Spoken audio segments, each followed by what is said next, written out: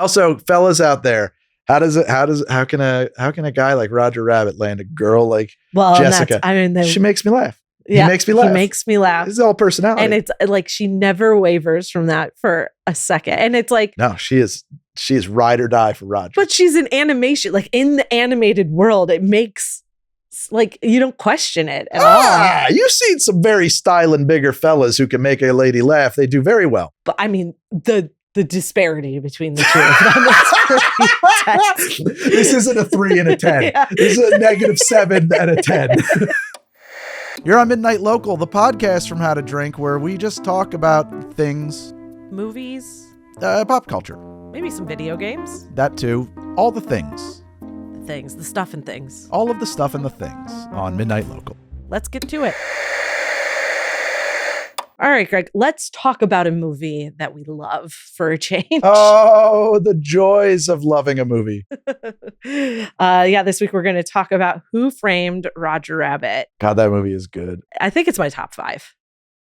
I don't know if I'd do that. Wow, that's high. I hadn't even considered that, but sure. It'd been a little while since I watched it. I forgot how much I watched this movie as a kid. Like, oh, yeah. How the lines, everything was just coming back to me.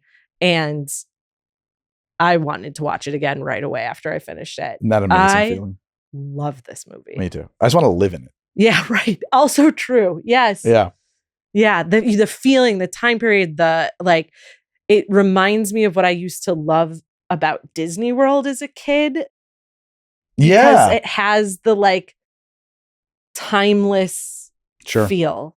Well, I mean, place. Man, we're jumping way ahead of ourselves, but there's some real direct ties between this movie and the original MGM Studios as they built the theme park. Eddie Valiant's office is there. Yes, and isn't there a restaurant might still have things hanging all on top of it and a big vat of the dip? Is that somewhere in there? Oh, or is that old? And no, I think that's now? still there. That's a studio something backlot restaurant, which is still there. Right.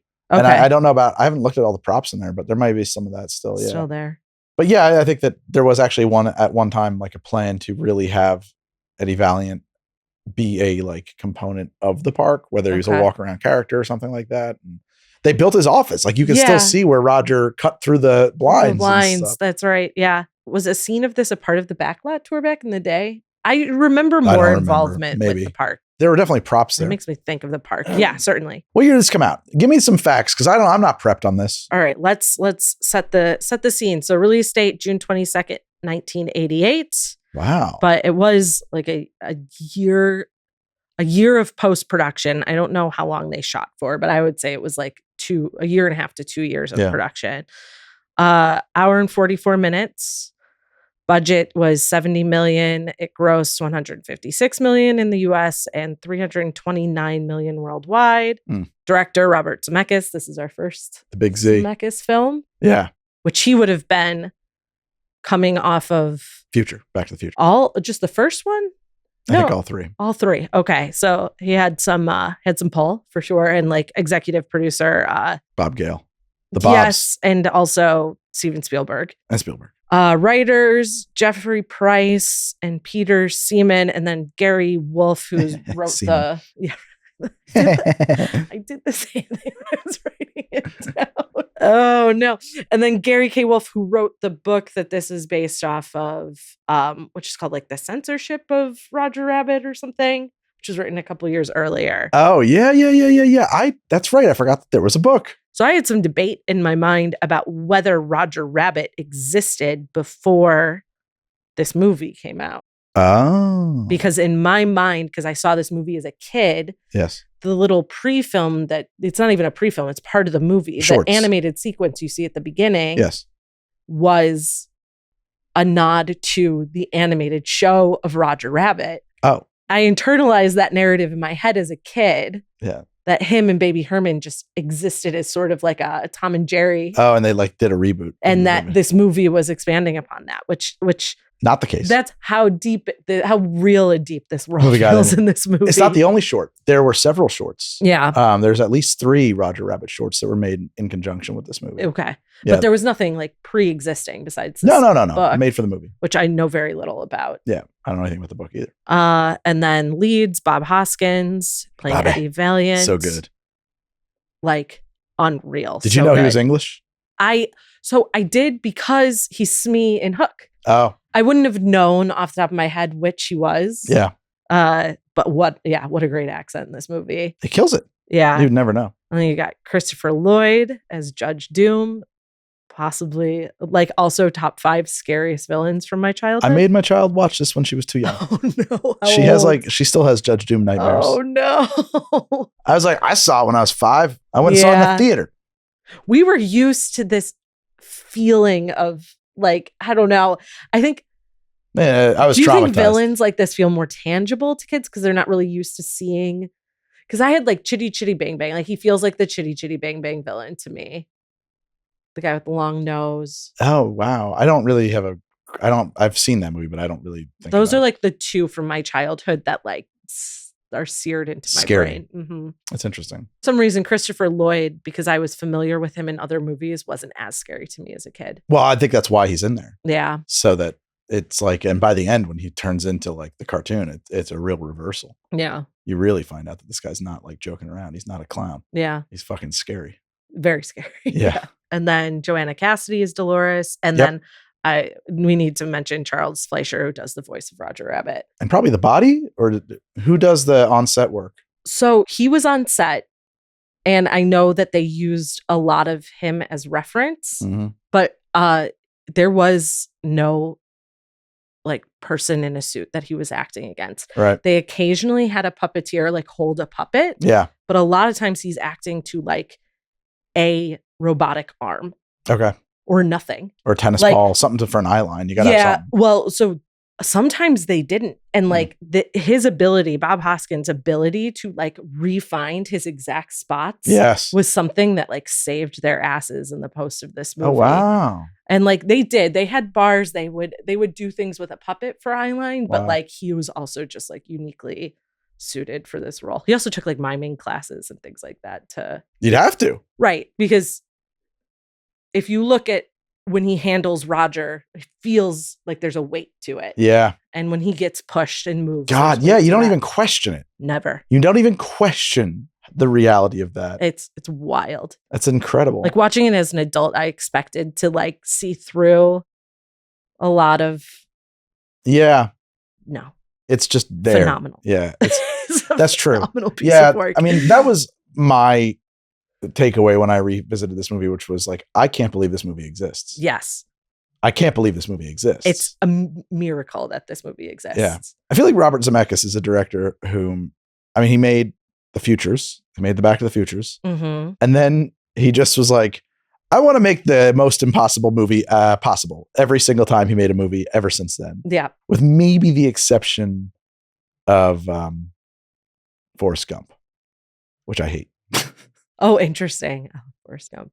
I mean, Forrest Gump is... It's just a movie that exists to make boomers feel good about themselves. I can see that perspective. I love that movie. Forrest Gump is a feat in like that, in like set dressing and costuming. And there was a lot of talk about like Lieutenant Dan's legs, about inserting people into real historical events. That's exactly right. Yeah. There was a lot of technology in that movie, and it's basically invisible. So it was like kind of an impossible movie to make in a lot of ways at the time. Yeah. And then Contact. Zemeckis did Contact? I think that's him. Yeah. Let me double check. Oh, weird. I didn't know that. Talking about a writer by the name of Seaman. No, Contact. Yeah, he did. I'm scheduled to go get a vasectomy from a Dr. Seaman. It's not even a joke. That's incredible. Yeah. That's like my hall monitor in high school, Mrs. Hall. That's funny. Pretty incredible. You think when you have a name like that, you're just like, well, I got to use this. I got to get into this business. Yeah, he did do Contact. Okay. We did The Witches. The remake, yeah. He did a lot of things that nobody liked. There's no question. But he didn't have to do things people liked anymore because he was Robert fucking Zemeckis. True. So there's a great documentary about this film that was a DVD extra called Behind the Ears. That awesome. I think is really cool to watch because it is. So my wife is a visual effects editor, also like an editor, a picture editor, but she was watching this movie with me. I think she'd only seen it once. Oh no, really? As a kid.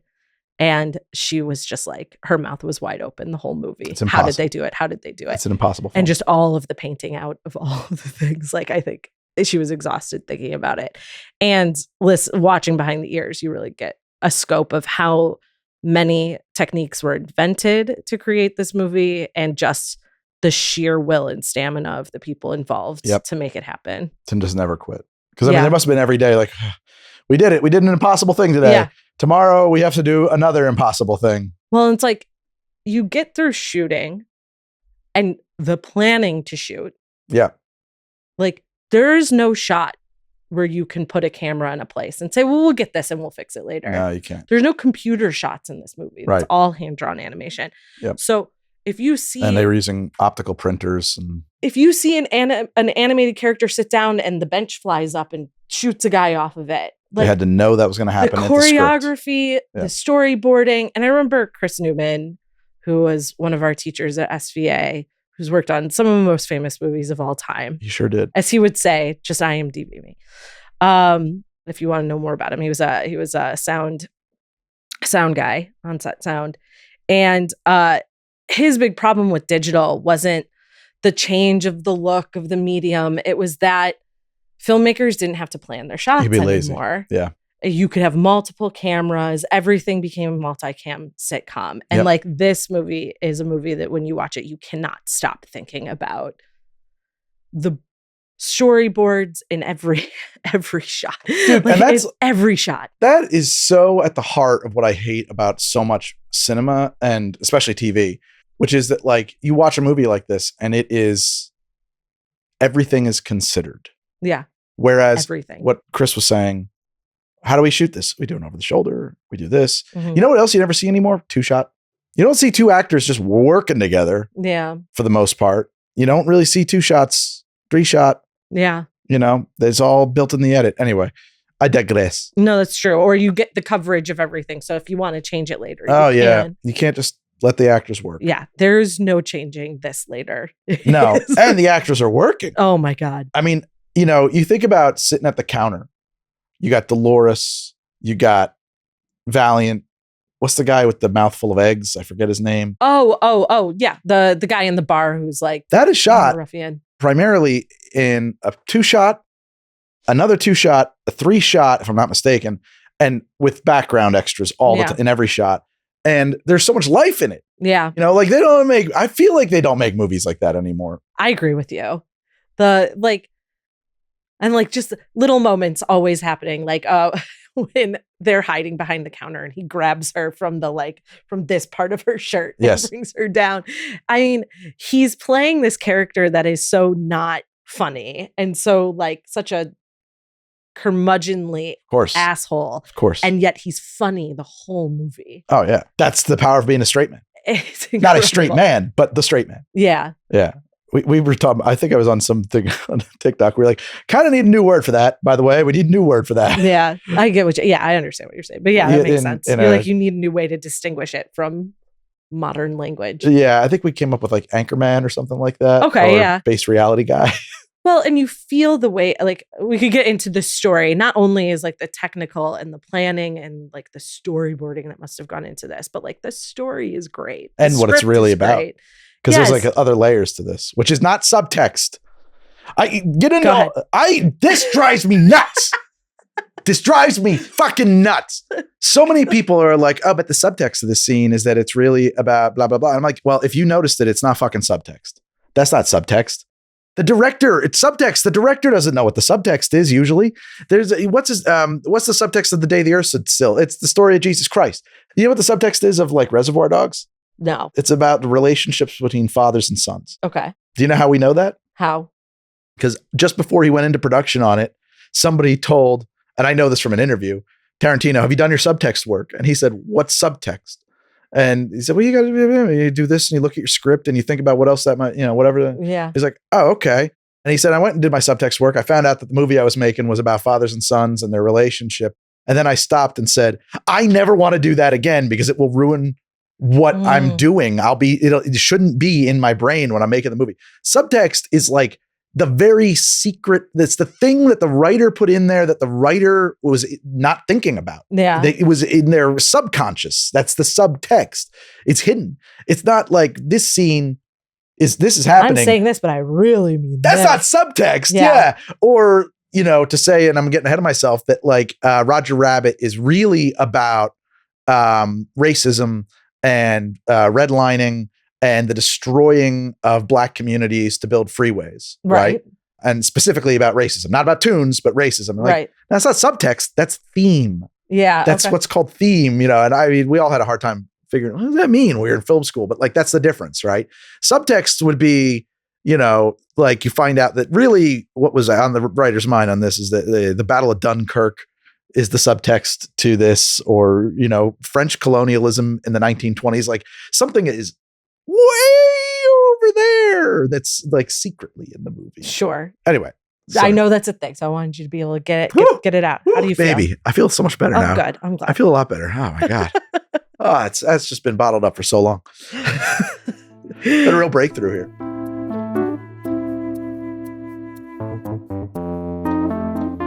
So anyway, back to Roger Rabbit. Well, let's talk about what the movie's about, because we've been why don't we fawning over the technical achievements. I know. I can't help it, and I'm gonna fawn more later. But let's talk about what the movie's about. Talk now, fawn later. Yeah. This movie is about Eddie Valiant, whom is a private eye in a version of 1940s Los Angeles that is populated by toons. Movies are made with toons, actors whom are living cartoons that you put in front of a camera and make a cartoon with them. And they're great because they work for cheap. They can't be hurt. They can do all of their own stunts. And they don't die. They don't get tired. They can shuck and jive. Yeah, exactly. Which is what the movie is really about, but that's not the subtext. Somebody kills R.K. Maroon. No, Acme. Somebody kills Acme, but what's his first name? I don't know. I don't remember. Okay, R.K. Maroon is the studio. Maroon he dies later. Yeah, Mr. Acme loves Toontown, always going to the Toon live shows, makes everything that has an Acme written on it in every cartoon you've ever seen. We brought this up in Batman, but he also has the hand buzzer. The hand buzzer. It makes an appearance in this movie as well, which I thought was funny. What a laugh! Anyway. Yeah, exactly. His biggest seller. Yeah. What is Acme's first name? Marvin. Oh, yes. First off, I don't want to, if there's people who haven't like watched this movie, skip ahead because I'm going to run through the plot and it's a doozy and I love it and I don't want to ruin it for you. But so Eddie Valiant gets hired by R.K. Maroon, the studio head that makes all these cartoons, to go take pictures of Jessica Rabbit, Roger Rabbit's wife, because Roger thinks she's having an affair and they got to find out if she is. There's another more sort of like insidious reason behind it. He's like trying to keep Roger working for him. Oh yeah. Yeah. That's true. So he goes to the Ink and Paint Club, which is a great name for a bar, and meets Marvin Acme, the jokester who makes all the Acme doodads and loves tunes. And then he squirts his shirt with invisible ink. And it disappears right. Not invisible, disappearing ink. Which turns out to also be reappearing ink. Yeah, which brilliant. It's so good. Finds out that him and Jessica Rabbit are playing patty cake in a room. Patty cake. Actual patty cake. In which, as far as we know, there is no climax. They just play patty cake, which I love. Eddie Valiant is disgusted. He's like, what the fuck? They're playing patty cake. Oh, God, it's disgusting. And Roger's reaction to it is just incredible. So then Marvin Acme dies. And of course, everybody thinks Roger Rabbit did it. Because they drop a safe on his head. Right. So, who else would do that but a toon? Right. And you've learned, I think at this point as well, that Eddie Valiant's brother, who used to be his co-detective, his partner, was killed by a toon. By having a piano dropped on his head. Right. And everybody's like, a toon killed your brother. That's crazy. Toons don't kill Which people. is why he doesn't like doing work in Toontown anymore. He used to be a much lighter, happier guy. He was. You see his photos on vacation and where did they go? Catalina Island. Yes. With Dolores, his girlfriend, but he's now an alcoholic who can't can't deal with the death of his brother. I gotta point out, I love a Disney movie where the main character is an alcoholic. Oh, heavily. Just heavily like a drunk. Yeah. Is this just, what are the studios listed in this movie? Amblin, I think. But it is a Disney film. It is a Disney film. Disney and Warner Brothers, though. They licensed the Warner Brothers character. That's what they did. Okay. I think. It wasn't like a co-production. The only time that we've ever seen Disney and Warner Brothers characters together on the same screen. Or you ever would again. It's crazy. And apparently crazy. They had to negotiate like to the second screen time. Wow. Which is why, if I'm not mistaken, somebody shows up at like the end sequence and it was like a make good to like to add up the minutes just right. That's wild. Yeah. To make sure that it was like, equal Jeez. time, or, whatever it was negotiated. Like, we're going to have this many minutes. You'll have that many. Anyway, Roger Rabbit, as you can tell by the name of the film, is framed. And so now it becomes a quest to find out who framed him, even though Eddie Valiant doesn't want to, because Roger Rabbit doesn't know who else to go to. So he handcuffs himself to Eddie Valiant. Yeah. And then we find out that Judge Doom is going around executing tunes. He wants to, in a horrific display. Nightmare. He just takes the shoe, did nothing. Yep. And just puts him into the dip. Well, you watch him slowly die. I think, as he points out at one point, that tunes are not citizens. They don't have rights. And that's why he can be judge, jury, and executioner. He has a reasoning for it. Yeah. It's a legal thing. Yeah. Which is, not off the mark. Yeah. If we're talking about what we're talking about here. And so he executes a shoe for nothing. For nothing. He just murders that shoe. Just to show that he can. That the dip works. A horrifying scene with the red all over that glove that he has on. Yeah. Just absolutely horrifying. And then you find out that the plot really involves destroying the trolley, getting rid of the red line, and building freeways. Yes. And also because Marvin Acme in his will is leaving Toontown to the Toons. Yes. And they have until like midnight. Probate. In that night for someone to find the will to make that real. Yep. And so they got to find the will to save Toontown, or else it's going to get turned into a freeway. Exactly. And unlike in real life, they do.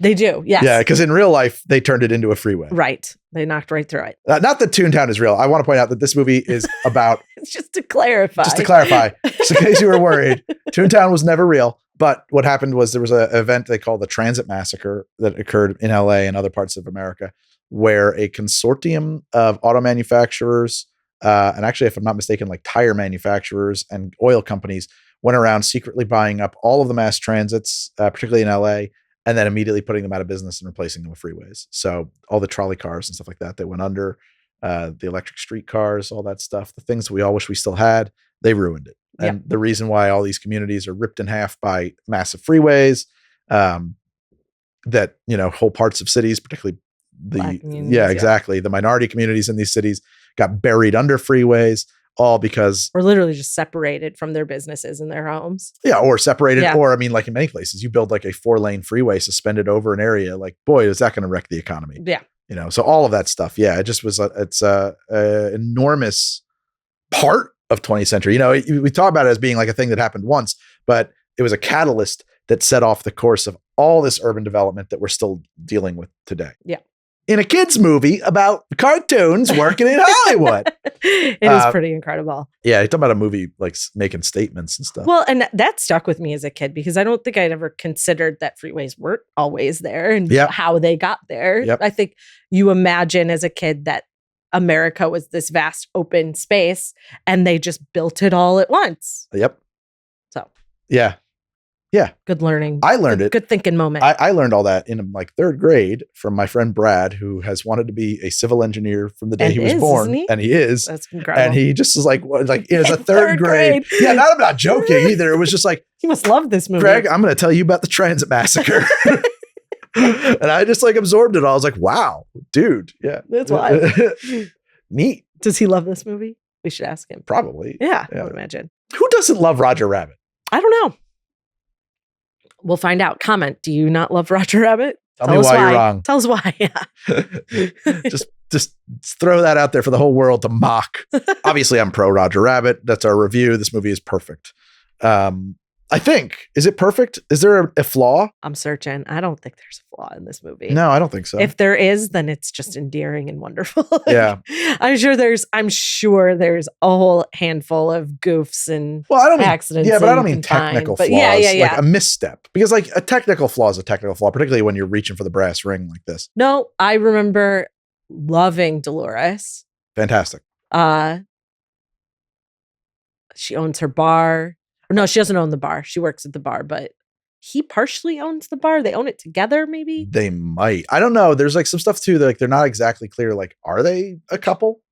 They are. For sure? Yeah, so it seems like they were going pretty hot and heavy until brother died. And then he just like, because she's like, when are we going to go on a trip again? Like, it's not as defined. Like they've broken up because he just can't handle anything right now. Yeah. He's depressed and all sorts of things. So she's gone about her life, but she still loves and cares for him, obviously. Yeah. But I think by the end, their reuniting is inevitable. She never says like, I love you, or like they don't have that moment, but like I never needed it. No, I don't think you needed it. I like it being a little ambiguous. Yeah. And like, I think she wants him to come back around. She wants something to snap him out of this funk because things were going well before then. And you don't get the sense that it's like his brother's girlfriend before his brother died. Like the pictures of them on the beach, they're very cuddly. They're like together clearly. Yeah. And happy. You still got that camera from when we went to exactly. I still got the film in the camera. And he's going through the pictures. Yeah, he hadn't developed realizing what he's lost a little bit. Yeah. How long do you think, did they mention how long it had been since his brother died in the movie? Was it like, do you think it was somewhat recent? I think it was months. Yeah. Oh, months. Okay. Maybe a year. I don't know, because someone comes in and says like, you used to be Eddie Valiant. I think it was used. Yeah, that's a great line. Yeah. I know you. You're the guy that used to be Eddie Valiant. That's a great line. The movie's filled with great lines. Oh, yes. So good. Or some other ones. I'm not bad. I'm just drawn that way. Yeah. Oh, my favorite, I think, is when he gets out of the handcuffs and he goes, you mean to tell me that you could do that the whole time? He says, not the whole time. Only when it was funny. Yeah, it's so good. I love that. And I wonder, like, is that true? Is it like a physical limitation that he can't? Or does he just mean like, I won't? So funny story about Jessica Rabbit. It was a common myth amongst young boys on the schoolyard. Oh, I don't know this. Yeah, that they drew every like 36th frame of her in the nude to make her sexier, so that subconsciously there was like hot, sexy tits in there. And so at least guys of my generation at least once sat there trying to absolutely trying to pause just going frame by frame. Absolutely. Also, fellas out there, how can a guy like Roger Rabbit land a girl like Jessica? She makes me laugh. Yeah, he makes me laugh. He makes me laugh. This is all personality. And it's like she never wavers from that for a second. And it's like, no, she is ride or die for Roger. But she's an animation, like in the animated world, it makes like you don't question it at all. You've seen some very styling bigger fellas who can make a lady laugh. They do very well. But I mean, the disparity between the two of them is pretty intense. This isn't a 3 and a 10. Yeah. This is a -7 and a 10. Like they play patty cake. That is their thing. Well, I guess that's a good question. Can she take off her clothes, or are they drawn onto her? Well, I guess they're drawn onto her. Don't we see her kind of zipping up at one point? No, there's another. That's the woman who's like, I'm mad. And runs after him. Throws him out the window. No, yeah. And there was lots of the men in the documentary talking about animating Jessica Rabbit is like, they're thrilled with themselves. Hey, they should be. They should be. But what a great femme fatale. And not though. The femme fatale is your undoing. Oh, true. That's true. You think she's going to be that, and then it turns at the end. You realize at some point it's not. But up until the point she puts him in the trunk, you really think that's true. That's where they're going. That's true. I can't separate that wisdom anymore. Yeah. The thing is that like this movie is a perfect neo-noir example, because in traditional noir prior to Touch of Evil, the detective is searching for the interloper. Mm-hmm. Now, of course, you're still looking for an interloper in a neo-noir, but the real story is about the detective finding himself. There's not a lot of growth from the beginning to an end in a traditional noir story. Mm-hmm. Sam Spade stays Sam Spade. He doesn't learn things. Marlowe doesn't change. Mm-hmm. those characters remain who they are, and they to survive and go on and solve another mystery. But Eddie Valiant becomes a new man at the end of this movie. He finds himself, and that's what the difference is between noir and neo-noir. The neo-noir detective is in search of themselves. That's like I read a whole book on the theory about that, so I just spit it out so I sound smart all the time. It's great. I think it's a good thing to point out here. Yeah. Anyway, it's a true story. Who gave him the gun? He has that gun, and it says like from somebody. Yeah, it does. Was it Yosemite Sam? I don't know. We'll put a clip of it for the YouTube audience. I think it was Yosemite Sam, and that might be my one complaint about the movie is that Yosemite Sam drops into him and doesn't recognize him, just runs away. Oh, okay. So if it was Yosemite Sam, that bothered. Maybe it was somebody else. Well, yeah, we'll have to look. I'm not going to go searching for it right now, but I also, as a kid, it didn't matter who gave it to him. It was like a relic from when he used to, from the good old days of working in Toontown. Right, needed it to work in Toontown. Yes, got exactly. that Toon gun. Although it's useless. Well, he fires it once, they go the wrong way, and he's like, "Hey, stupid thing!" He just throws it. Yeah, but I mean, also like you can't kill a Toon, so like, what did they do? They probably showed up and clobbered him and like left them like dazed with like Tweety birds around their head. Yeah, oh my god. Tweety birds, you're supposed to see stars, Roger. Yeah, not birds. And at the end of the movie, he gets hit, and there's stars. He goes, "Oh, look, stars!" Like every beat of this movie is perfection. So Charles Fleischer, who plays Roger Rabbit, is worth talking about a bit. Apparently, he's a very odd fellow who. Wouldn't you have to be? Well, so he required that they make him like ears and like a Roger suit and would wear it on set because he was always on set voicing back and forth. Sure. He came up with it's in the documentary. He came up with a name for their like acting by proxy almost because he would do the movements sort of to stay in character. But he had to be out of the frame. But he was out of the frame. Yeah. And they were never looking at each other. But he's, and there is such a flow of the dialogue that you can feel that he is acting against somebody. Sure. And I think he did a lot of ad-libbing and stuff as well, but they ended up using his voice and actions. I think he ended up revoicing a lot of the character, but it was all the template for the animation. Sure. And, I mean, he was hugely influential on that character. Is so much more than just a voice actor. But I guess the guy who played Baby Herman came on set and saw him in this costume was like, I hope no one's expecting me to put on a diaper because I'm not going to do that. What the fuck did I walk into over here? Holy shit. He's like, that's not happening. There's some weird shit going on. I don't know.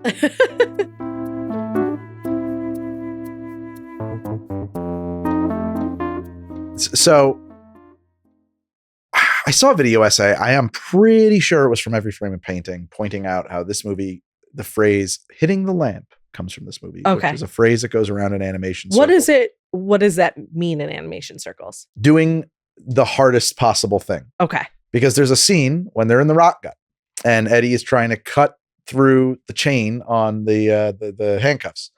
And for no reason at all, Roger Rabbit hits his head on the lamp. So it actually happens twice. I was watching for this moment. When he walks into the room, he hits, Eddie bumps his head on the lamp, which starts the whole sequence off. Yeah. Right. But then Roger hits it again. And it's such a human moment, a humanizing moment, right? Like, of course, why not? It's there. You interact, you take the cartoon, you make it interact with the environment. But what they did was, and I think that what the inside of the room when they were doing this, they knew what they were doing, that they were showing off.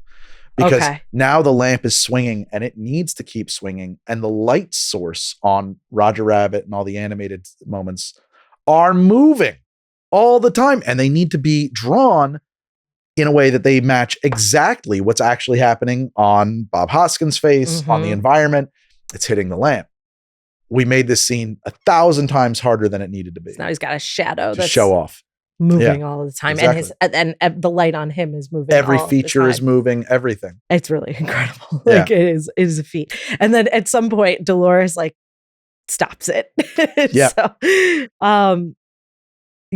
And so I guess like one of the first things they discussed when they were talking about the animation of this movie is that before, when they've done anything like this, you have a shot that's still and doesn't change in a 3D moment at all. Yeah, if it moves on a plane. Yes, exactly. And So when they were talking to the animation director, they're like, well, it's just common wisdom that you can't be 3D. He's like, no, it's laziness that you can't move. You can. Yeah. It's just double the work. It's a lot harder. Unreal. Absolutely. Yeah, it's unreal. And like also on top of that, like they were trying to make Roger feel 3D by adding layers of highlights and shadows. Sure. So there's 4 or 5 different cells layers of drawing. Yeah. And then ILM took all of that stuff and composited it. Oh, interesting. But I guess ILM at the time was like the biggest movie that they had done was Star Wars, or one of the Star Wars, which like 350 shots. And this movie had like over 1,000 shots. I just like that.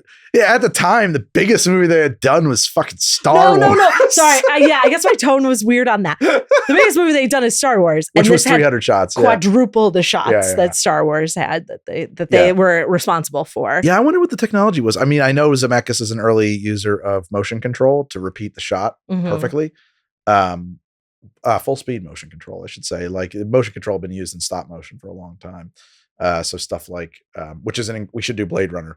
The opening shot of Blade Runner, I know a lot about, not the opening shot, but the pull in over the city. How that was shot is fucking insane.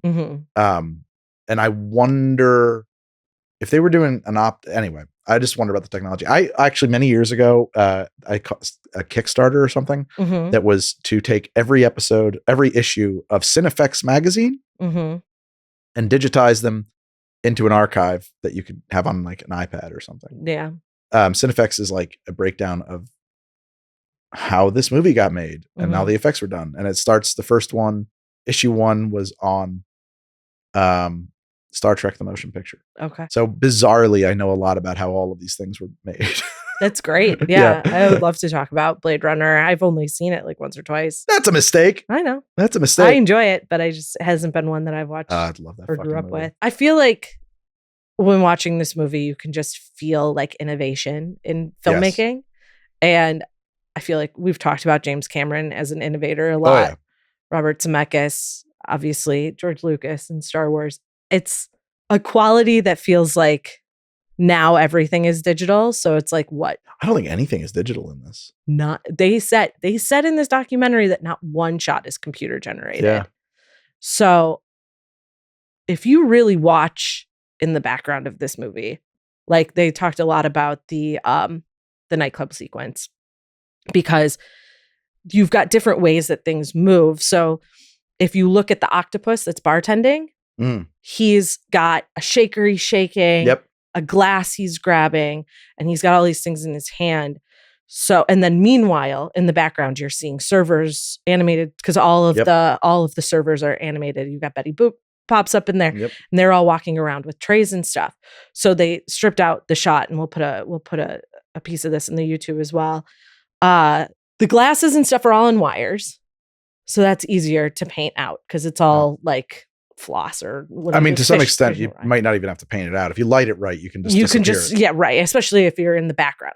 So all that stuff is moving very differently. And then the servers are all these animatronic arms with trays on them that are moving around that either got drawn over or painted out. I remember seeing maybe that documentary, but it was something on TV about the making of it. Yeah. Where like seeing them move around. Right. And everything. So what they were saying was that like there were so many little background, and then you've got the dueling pianos going, and the pianos are just shaking and the chairs are just moving.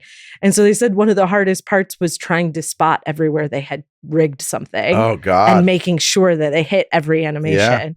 Yeah. Damn. Which, just think about the work.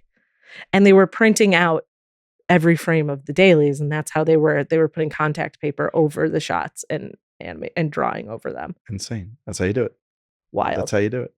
It's just absolutely insane. Insane people need to decide that they all want to do this together. Another point that was made about this movie was the music. The score is like a mix of noir and like cartoons. Yeah. And then I guess how they did Jessica Rabbit's background score was they just hired jazz musicians to sit and riff while she was on screen. So it's all cool. like, well, how else would you do it? Yeah. It's all, and none of it's pre-written. It's all just the emotions of the scene. Her score. Yeah. Oh, I thought I was thinking about the number. I was like, well, that's interesting because like Do Right is like a song and I know it well. Oh, right. Her number. About, like, just her score. Her background score. Yeah. God, now I want to watch it again and look for that. That's fucking cool. That was really cool too. Piece of stupid trivia. Okay. That's how they did the bass lines in Seinfeld. Oh yeah. It's never the same twice. Is it not? Yeah. I didn't know that. They'd shoot the episode and they'd be like, okay, we're ready for you to come in, boss. And he would just sit down and watch the episode and do all the bass lines. I never knew that. Maybe he was on set actually, because, no, was Seinfeld live audience? No, it wasn't. Seinfeld was not a 3-camera sitcom. It was a 1-camera. Yeah. I've not watched a ton of Seinfeld. I've watched enough to know that, but. Seinfeld's it's interesting. It holds up. Seinfeld himself dated a teenager while he was making that show. Yeah, well, there's lots of stories about him and how he treats the women in his life. So kind of a scumbag. Yeah, kind of a scumbag, but he's like married for a long time now. Oh yeah? I think so. Maybe I made that up. Anyway, something about him. I was trying to think of other movies that have attempted something similar to that. That's a great point. On the heels of this, I don't think you even remember this, but maybe you will when I say it. Cool World came out. Yes, I do remember it. I don't know if I've actually ever seen it, but I remember the marketing for that movie. I remember trying to watch it as a young person and thinking, oh, cool. No, it's not. Is it just a bad? Yeah, it's rated R, yeah? I think so. Yeah. Yeah. And it's like not, I guess we should revisit it because I haven't seen it really ever. I kind of tried to watch it once and got really bored. Some iconic image that I like maybe I feel like maybe it is the poster. Yeah. Is that Brad Pitt? Yes, it is. I didn't know that. Early Brad Pitt film. Yeah. But he's like in a full animated world. And if I'm not mistaken, it's a fantasy world. It's not like, oh, these are real things. Like it's just a fantasy world that he made up. That is the image I'm thinking of, I think. Oh my God. Yeah, I really remember the marketing for this movie. I think I probably thought at this age that this was just like a genre of movies. This is just like something that people did. Yeah, human animated films. Yeah. I mean, Disney has a great tradition of doing these. In fact, they were the first things that Disney made before Mickey Mouse even existed. They were making what was called the Alice movies. Okay. Which were short films about a girl named Alice who interacted with cartoons. And they were very primitive by modern standards, but they were pretty groundbreaking for the time. Mm-hmm. And I think that they were making that at like, what was the name of the St. Louis Vitagraph Company or whatever, like before they went to California and made Disney. And then they kept making them at Disney. And then, Disney films that incorporated human live action animated segments. One of my favorite movies is, it's a package film actually, is The Three Caballeros. Has a phenomenal human animated sequences, several. Is that before or after Song of the South? I would have to check, but I would pretty much bet money it's before. I think it is. I do think it is because package films were a thing that Disney made as a cost saving. 45, so right before. Yeah, cost saving. They made those as a cost saving measure, and by many regards, actually, Song of the South is also a package film where they would just take a series of shorts, maybe that had been made before, or maybe that hadn't been made before, or that whatever. But they were cheaper to make even a series of shorts originally, rather than a feature film. They would put them together into a movie. Yeah, well, they released the animated sequences from that movie long after they sort of vaulted the movie. Song of the South. Yeah, because they were in the sing-alongs when they were kids. Well, yeah, all the sing-alongs. And that's how they kind of, I think that's where they get away with creating Splash Mountain. Yeah, I mean, I think we're going to do an episode on Song of the South, but like I have a lot of thoughts on that. I think that Splash Mountain, we'll get into another episode. Yeah, but Song of the South is another one with human animation components, and then Pete's Dragon. Those are three that come to mind. I'm sure there's more. Space Jam. Oh, Space Jam. Yeah, I forgot about Space Jam. Which is that more computers? That would have been 94, 95, like 10 years after this movie almost. They may have used computers for like plotting. Yeah. But like not. You don't think so? I don't think they could have. Okay. Unless it was like later 90s. Which I don't think you get the real grasp of physical acting from Michael Jordan that you get from Bob Hoskins. No, I don't think you do. Or Bill Murray. Yeah, right. Also in that movie. Yes. And they remade it with LeBron, but I've never seen it. Oh, that's interesting. That was a sequel, actually, wasn't it? Was it a sequel? Oh, that makes more sense. Yeah. back in action. Other than that, I mean, like there's obviously many movies throughout the years have had elements that weren't there inserted into them. But you're talking about cartoon characters inhabiting the same reality as humans. I can't. Maybe the Reluctant Dragon? No. Nope. Certainly no one's done it as effectively. Well, that's what I'm saying is that like it was Disney's trade. Like it's kind of like their deal for a long time. And it would have been Ub Iwerks, who was like kind of the one of Walt's earliest partners, started working together with him in St. Louis. Ub Iwerks is a semi-forgotten or unsung hero of the history of animation. He invented the multiplane camera, which fucking game changer in animation. It's a crazy thing. I don't know if you know how it works or not, but like they make the backgrounds on multiple plates of glass. They layer them up vertically. They shoot down through them, and they can move all these plates and then, of course, foreground plates independently of each other, one frame at a time, and it creates an enormous sense of depth. Yeah, like parallax and all that. Parallax. You can rack focus. Which parallax is when you've got things moving at different speeds. The further away things are more stationary than things that are up close. There's the Story of Animation is a short form thing that the Disney made that you can watch. It's on YouTube. That they did actually as part of like The Wonderful World of Color or something. And he breaks down exactly how it works. There's diagrams and stuff like that. And they show you like, this is what the scene would look like on a flat animating board. Here's what the same scene looks like on a multiplane camera. Yeah, I remember those. Disney World used to have a lot more how things were made, especially Universal Studios was hugely into this. Like they had the whole Hitchcock exhibit where you would watch a scene of they recreated not the shower sequence, but one of the sequences from Psycho. Okay. And then they recreated the Vertigo sequence where he falls from was he hanging from a building or Statue of Liberty? Bell Tower in a Spanish mission in San Francisco. Right. So they would pick someone from the audience to be the guy who falls. Cool. And he would let go and the camera would go up and he would fall. And I mean, that's where I fell in love with all of this stuff. Oh, that's so neat. I remember maybe not in the Backlot tour. What was the thing where the woman, I forget which actress it was. Maybe it was Bette Midler. No, it wasn't Bette Midler. Was like chasing a bird. There was a bird that like stole her newspaper, and there's this whole sequence that you see get built. Okay, I don't know what the hell you're talking about. I'm gonna find it because I'm sure you know what it is. It's like a somebody real stop sequence. That bird. Oh, it's like an old attraction. I can't. Maybe it was part of the Backlot tour. Maybe it was. I don't know. Anyway, the cameras like that and breaking down all of the layers of the shot. Like I remember. For me in the 90s, there was a show called Movie Magic on Discovery Channel that I never missed. And actually, it's funny. We were talking about him before. Brad, my friend, the engineer, we were both really into movies. And that was like one of our fun pastimes together was let's make movies with our dad's cameras. But we'd like each of us, we'd never miss Movie Magic, and we would like discuss them at school the next day. It was like, did you see how they did this and blah, blah, blah. That's so cool, man. Oh man, I can't believe it. Well, it's cool because when you shoot miniatures, you got to slow it down and you got to do this. The way they make the explosions so they work for timing and speed and stuff. It's really, we were very into that. So yeah, that was probably my version of a little bit of what you're talking about there. Yeah. Exposure to that stuff. But now it just feels like everything's shot on big green studios.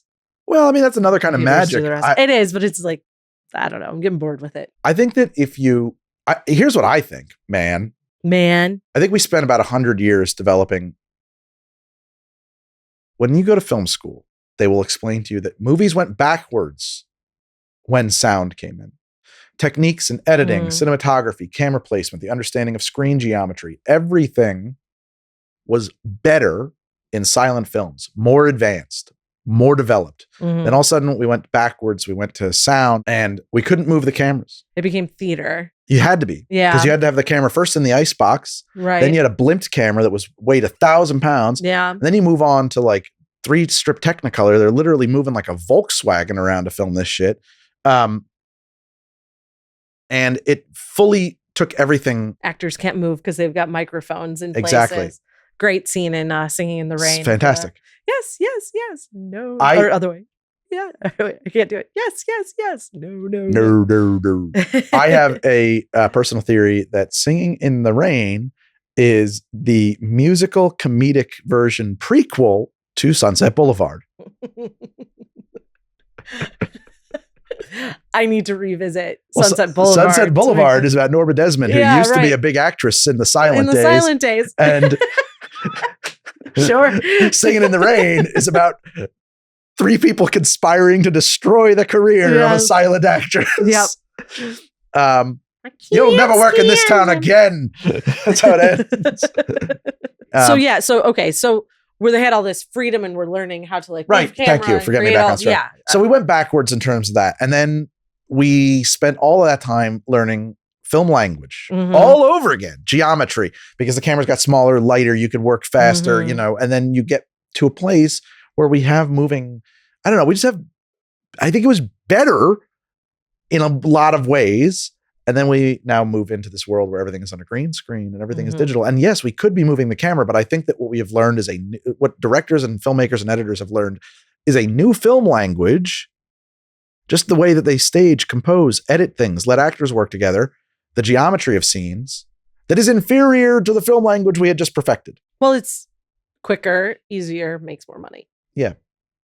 I think. I don't think it's that we can't do those things anymore. Well, that's what I'm saying. I think they take more time, more pre-production, more resources. And that's also a thing I've heard too, is that since all these movies are these green screen movies, you can't really work on the script and develop the script and work with the actors the way you used to, because you have to lock 100% of your visual effects shots like a year before you start filming. And, or whatever it is. And I forget, it was somebody was breaking down, a movie is 18 months of work. It has to be 18 months of work for whatever, every movie is made this way. And it used to be that, you have 3 months or 2 months of production, this many months of post-production, whatever. Now, in order to get the movie done in time, and all the rest of it was working with the actors, figuring out the blocking, the script, and you could figure that out up until the day you shot. But now all of that has to be figured out in a month and done, so that the post people, the animators, the effects people can start working on the shots that needed to be decided 8 months ago that go into the movie later that won't, won't be filmed. Well, and you've made this point before, and Rachel has made this point before, that now editors are directors. Oh, yeah. And then you've got the extreme of that with reality television, where that's actually true, because they just got a bunch of footage and they're creating story in the editing room. But I do think that it's also more common for narrative film to be sort of the same. We get every angle, we get every shot, and then the editor makes the movie. Whereas you think about this movie and the directing that is happening in this movie. Yes. Nobody is moving a camera in a way or taking a shot that isn't intentionally planned out ahead of time. It's not happening. And no editor is recutting a scene to make it work because the performances weren't good or because they didn't get the right coverage. It can't happen in this movie. It's impossible. It's got to put together the way it was. Yeah. I mean, certainly editing has always been an art. And there is a lot of happening in the editing. Sure. I think that it has shifted, maybe it was 50-50. Yeah. But now I do think that it's a lot more editing than directing. And I mean, just think about it, when we were going to film school, which was at that kind of transition time, they had to drill into our heads, leave yourselves options in the edit. Yeah. Shoot more coverage than you think you need, because the de facto norm was to shoot it the way you knew to build it, and you would leave yourself no options or maybe not enough options. Now, of course, the norm is shoot the shit out of it. Just shoot everything. Yeah. Also, because so much is relying on the special effects, your animators are directing performances, I think. Oh, yeah. I think a lot of times the directors just wait to see stuff and then approve or disapprove. I think they don't really know how the animation works. They don't know the stages of special effects. They're not getting on the phone with those companies and saying, this is what I need this character to be like, look like, feel like. They're saying, well, just show me stuff and I'll say yes or no. There are very few people working who could do every job on set as a director. And I'm going to fawn over Cameron again, but a lot of people will say that's how Cameron, or no, sorry. Yes, Cameron, but I've heard this about Ridley Scott, is that Ridley Scott, at the time, things were different. Now I think people are actually much more technical in a lot of ways, but Ridley Scott at the time, it was really novel. I have heard a cinematographer saying I work with other people, and every other director I work with, they say, I would like this to be, they describe what the feel should be. I want it to be a little this way. I want it to feel like that. I want this to be dreamier. I want you to have this kind of a focus or something like that. And they would look at it and they would say, okay, that's good. Or maybe we need it more like this. Can we get that into the frame? Can we get that out of the frame? Ridley Scott comes in, he says, I want a 35 millimeter open to 4.5 on a 120 degree shutter, and I need the camera there, and I need you to have that be your focal plane. Like, he super planned out and technical. And I think Cameron is probably the same way as well. Amongst others, just the two names that are at the top of my head. And maybe that is more and more the norm because you have much more access to these tools and you can practice and learn these things than you used to be able to. It was much more mysterious. It was a dark art, you know? I mean, you talk about working sound on a Nagra and getting crystal sync audio and stuff like that and trying to explain, like, it'd be weird for someone who's not a sound guy to know how all that shit works. Yeah, absolutely. Crystal sync is old school way of getting, before time code, how you would synchronize audio to picture on set so that it would lock up easy. Because otherwise it would drift, just so that we're clear. You know, in analog days, your camera is a clockwork mechanism. Is it really shooting 24 frames a second? Yeah. It might be 24 and a half sometimes. It might be 25 sometimes. You know, it wanders a little bit. You have an analog tape recorder. It's got a battery powered motor in it. Is it always running the same speed? I don't know. You know, you might not hear the difference in pitch as it wanders and stuff like that. But if it wanders, it'll float out of sync with your picture. Right. And so crystal synchronization was a mechanism by which there was a piece of quartz, like in a quartz watch, that would somehow, and I don't know, I just know that it was that it did it. I don't know how it did it. Help synchronize the motors together so they all ran at the same speed. And like, that's what I'm saying. It's like, it's just the arcane forms of art, you know, dark arts here. It's wizardry. Yeah. Yeah. Movie wizards. Picture wizards. Well, and this is like, this made me miss DVD extras a lot. Cause this is a movie that you watch and just think, how? I want DVD extras really bad. Yes. I want them. That was like a thing for me for a long time. I would watch a movie and I'd finish it at 11 o'clock at night or whatever. This is how I spent my nights when I was a young man with a healthy social life. And then you'd go into the DVD extras. I would immediately watch the exact same movie again with the director's commentary. The commentary, yeah. I think the last movie I did that with was Drive. I can't remember the last time I listened to because it's the last time I had the ability to. Yeah. Commentaries are awesome. Yeah, they're you really learn cool. so many things about the movie. Yeah.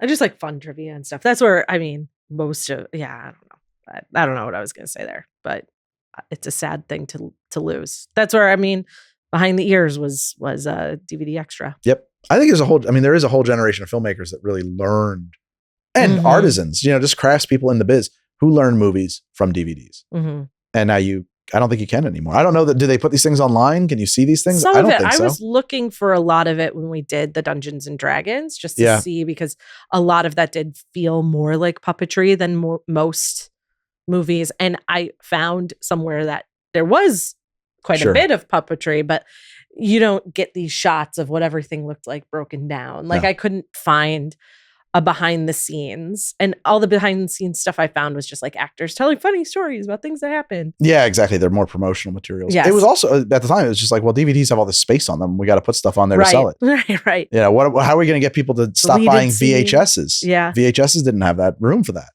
And I remember too, also in film school, it was like common wisdom, like, oh, if you're trying to break into directing, see if you can get into directing behind the scenes featurettes. Right. That's true. That's like over now. That's a job that doesn't exist. Meredith pouts. Oh no. Yeah. That's sad. I mean, you have YouTube. It could be huge promotional materials of this stuff, but I guess no one cares. Nobody cares. They've got their hype cycles figured out. Yeah. At the time, it was a value add on a product that was making them a lot of money. It wasn't a promotional thing. Right. Like, it was literally a way to get people to buy this instead of the VHS. Well, and you could re-release DVDs with more extended features and up the price. And a lot of that stuff is still on Blu-ray. If you get a Blu-ray, you will find some of that stuff. Most people don't bother to buy Blu-rays. Blu-rays are way better quality than anything you're going to stream, by the way. Yeah. If you have a big screen, like I have a projector, so we have like a 200-inch screen when we watch movies. Yeah. And you watch something streamed off of Netflix versus the Blu-ray of it. The Netflix, you're going to see all the fucking H.264 artifacting. You're going to see where the color space is gone, where you get like blockiness and like banding. Yeah, exactly. Banding. Yeah. Exactly. The Blu-ray will not have that. It will be it's a significantly higher fidelity image. So if you care about that shit, get yourself some Blu-rays. You don't have to watch them off the disc. You can build yourself a server like I have, and I just store them on a hard drive and watch them off the server. Did you hear recently Across the Universe, the new Spider-Man movie? Oh wow. Sent out. They there was something wrong with the sound mix, and they remixed it, rebalanced it. Balance is where I was looking for, and sent it back out to all the theaters because they're doing digital deliveries to theaters now. Yeah, exactly. When you said Across the Universe, I thought you meant that Beatles musical that I didn't like. Julie Taymor's Beatles musical. Yeah, I don't need that. I love Julie Taymor. I'm not big on the Beatles anyway. So. Yeah. Tracks, I guess. Yeah, sure. That tracks, I guess. More of a Stones guy, okay? I need my chauvinism. An endearing piece of trivia that I read that I just want to say, I might scan more trivia, but this just warmed my heart. So Bob Hoskins said that for 2 weeks after seeing the movie, his young son wouldn't talk to him. And he finally asked him, like, why he's not talking to him. His son said he couldn't believe his father would work with cartoon characters such as Bugs Bunny and not let him meet them.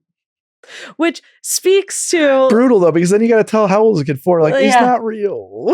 He's so awful to wreck that magic. Maybe you can get around that somehow for a little while. But like, what a compliment, honestly, to Bob Hoskins that you made something that was so real for that kid. Yeah, absolutely. It's funny. You got to watch. We have to watch the Long Good Friday, so you can see Bob Hoskins, who he was before he was Eddie Valiant. Yeah. Some range there. Really? I was like, where have I seen this guy? Where have I seen this guy? And it was Smee. You could also, I think he's in, no, The Cook, the Wife, or Thief for Lover is not. That's Michael Gambon. That's a different guy.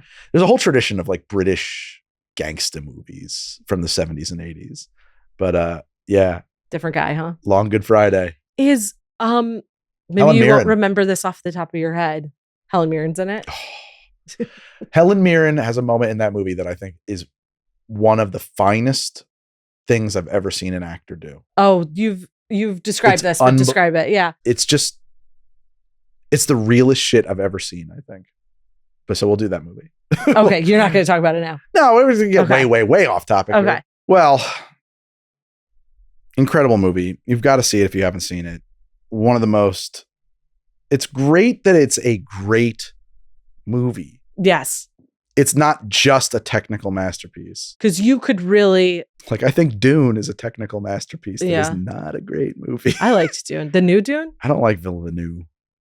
I think I've come to the conclusion I'm not into his films. I liked the new Dune quite a lot. I think he makes very boring... It was slow. Art pieces that belong at the Museum of Modern Art. There was enough. I didn't remember sitting in the theater feeling like, oh my God, another long shot. I thought it was beautiful. I also don't like the book. I'm not like a Dune guy. It's not your thing. No, it was like one of those books where I got to I got 90% through it and I decided I'm going to put it down, and my life improved. I felt better for it. Fair enough. Don't make yourself miserable. No, There's no reason. Really bumming me out, that book. But you could very easily get lost in the look at what we can do aspect of this movie and forget the story. But there is no beat that is just gratuitous. It all builds the story. I'm going to modify that slightly because we already talked about hitting the lamp. So there's a lot of gratuitous animation in it for the purpose of just showing off. But in every scene, it's not a gratuitous scene. No, you need every scene. Yeah, but there's fine. You could probably shorten that scene, sure, but not really. No. I'm just saying you didn't have to hit the lamp. Oh, sure, yeah. That's all I'm saying. But that's great. Being able to marry that with the story and make it all work together. And now I'm going to push back on myself. Hitting the lamp more perfectly cements these fictional characters into reality. It makes it work. It's not without motivation. It's not just showing them. Yeah. Oh, there was another shot they talked about where they rack focus from Jessica Rabbit after she puts Roger into the trunk, and we go soft focused on her and rack through the window where you've got Valiant and what's the owner of the RK Maroon talking, and how they created, like how they had to just like play with different pieces of plastic that they sort of put over that part of the scene to make her blurry. Oh, really? Yeah. They couldn't just do it on a multiplane. I don't think they did, because they kept talking about, they were basically talking about themselves in a state of delirium at that point, just like playing with different things to put in front of the frame to make it work. Oh, I can see why you'd have to do it that way. No, that makes sense.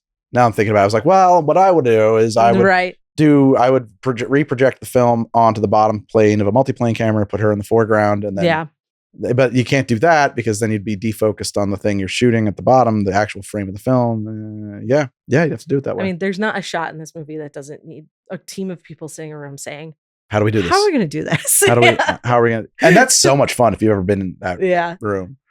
I had like maybe one experience like that. It was when I was working on I forget, it was one of the things I did at IF. And I had to explain to somebody that like lenses don't work like that. Oh, it was Moynihan, probably. Yeah.